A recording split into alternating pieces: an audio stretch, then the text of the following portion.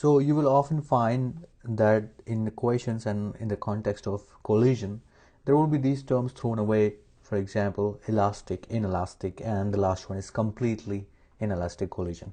So this is the way you differentiate these collisions, and basically it comes down to energy conservation being true or not.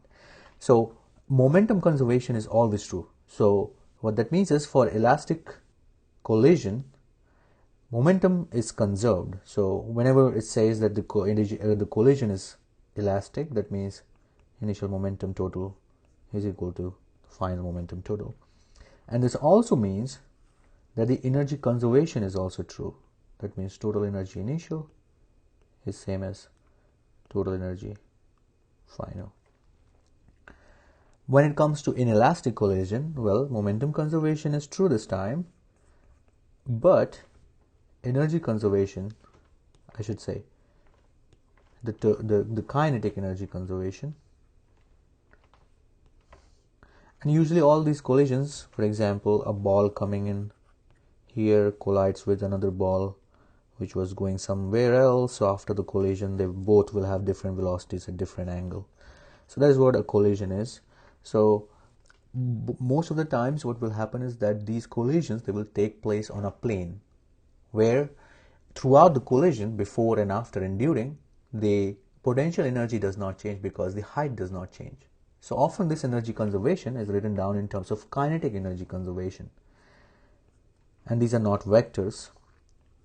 So it's kinetic energy initial total is same as the final kinetic energy. Okay, so that happens for the elastic collision, but for the kinetic energy is not really conserved in an inelastic collision. So this is not true when you have inelastic collision. The last one is completely inelastic.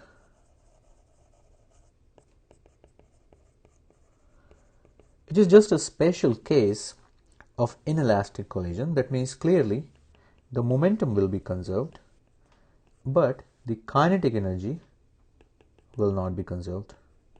And in addition to that, you will always find, and this is a sign of completely inelastic collision, that before the collision, if the bodies are separated, so let's say if this is a ball A and this is a ball B, and just after collision, so these guys collided, just after collision, they stick together, A and B, and they are moving with some speed, let's say V. So whenever you have a collision where two objects come in and they stick together after the collision, so that is called completely inelastic collision. And it is a special case of inelastic collision. Therefore, in this case also, kinetic energy is not conserved, but momentum is conserved.